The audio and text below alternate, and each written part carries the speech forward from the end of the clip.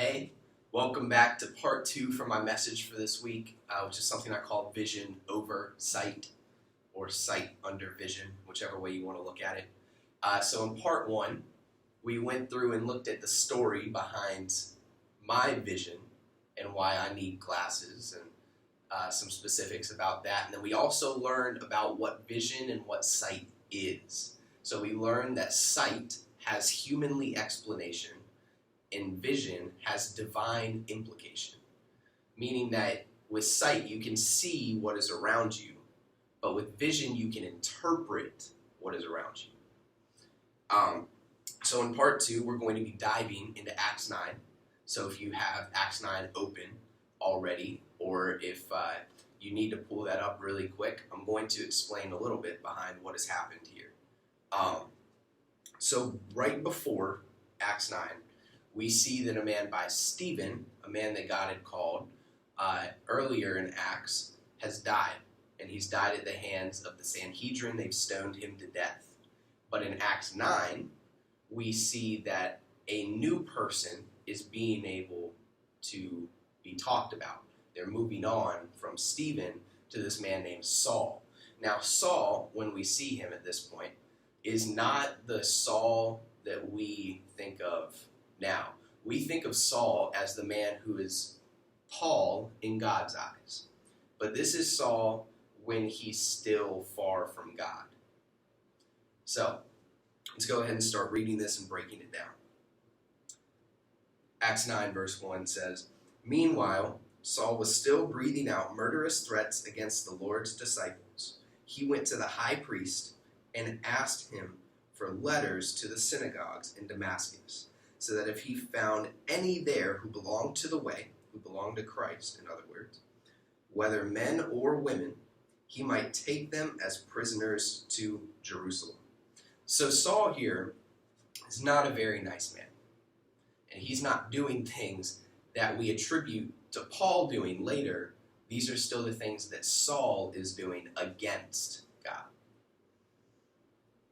Verse 3 continues to say, "As he neared Damascus on his journey, suddenly a light from heaven flashed all around him. He fell to the ground and heard a voice say to him, 'Saul, Saul, why do you persecute me?'" And this next thing that Saul responds is one of the funniest things that I've ran into while reading the Bible. It says, "Who are you, Lord?" Saul asked. Now, if you just read this and you're just reading through really quick, you just like, "Who are you, Lord?" Like, you're not going to think much about it. But there's a big gaping comma in between "who are you" and his question, "Lord." So he's like, "Who are you? Who are you that's putting this around me?" He's like, "What in the world? What is it?" He's like, "Who are you, Lord?" But he has no other option than to question what it is. We all look at this and we all know that this is God. But he had never been exposed to God in that way. In fact, he had been persecuting, as it said earlier in this, he was persecuting the people of God. So he didn't know what to expect. He didn't know how God would show up. Verse 5 continues to go and say, "I am Jesus, whom you are persecuting," he replied. "Now get up and go into the city, and you will be told what you must do." The men traveling with Saul stood there speechless. They heard the sound, but did not see anyone. Okay, so when we look at this, and we see that Saul was exposed to what was around him. Saul was overtaken by this light. Remember, this light was so bright and it was so big that he fell to the ground when it came upon him. But then later, we see that the people who were with Saul didn't see the light at all. They were not affected by what Saul had experienced. And now this is almost the exact same as what God will do in our lives when he calls you. God does not make a big scene for everyone to know your calling. God makes a big scene for you to know your calling. But this didn't look like a call, did it? I mean, there's this overwhelming light that surrounds Saul, but it leaves him blind.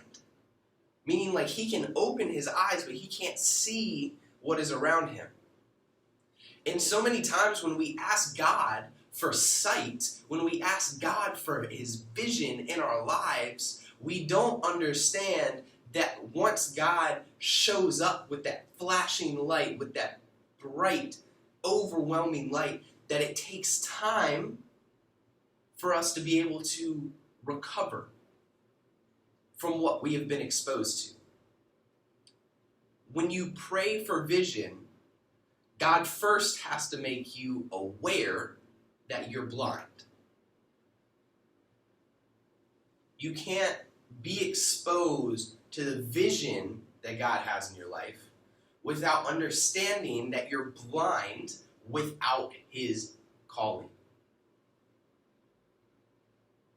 And this is what Saul is going through right now. Because the people around him heard what happened. They heard the voice that was speaking to Saul. But they didn't see it. They weren't exposed to it in the way that Saul was. But Saul knows what happened. And I bet you these people thought that Saul was insane just the first time that he got back up. Because it says that Saul opened his eyes, right? So he appeared normal. He opened his eyes, but he could not see what was around him. So I'm sure that the people who were with him were shocked and kind of scared a little bit, probably when he started to feel around. I'm sure he started to feel around once he got up and he realized that even though he was opening his eyes, he couldn't see. He was feeling around him. And these men that he was traveling with came up behind him and helped him. But they probably weren't expecting him to be blind. Verse 8 says, Saul got up from the ground, but when he opened his eyes, he could see nothing. So they led him by the hand into Damascus. For 3 days he was blind and did not eat or drink anything. So not only did this blindness make him unaware of his surroundings, but it also weakened his body. And now this 3 days is important because we learned earlier in one of my previous messages that 3 is final. Okay, so we can look at this and say, by him being blinded by God for 3 days, that the amount of time that it took, he thought that it was final. But also, it says that he went 3 days without food or water. What's important about that is there's been studies that have been conducted about food and water consumption. And for water, you most likely are not going to survive very long beyond 3 days without getting water in your body. What does this mean? This means that Saul was on the brink of death. For 3 days he was blind and did not eat or drink. He was so weak that he was physically about to die. And sometimes when you pray for vision in your life, you feel like you're on the brink of death because you cannot see what is around you and you cannot experience what is around you that will give you strength.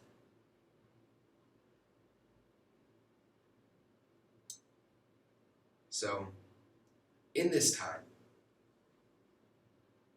The only thing that Saul could do, if Saul could not see, if Saul was so weak he could not eat or drink, the only thing that he could do is talk to God.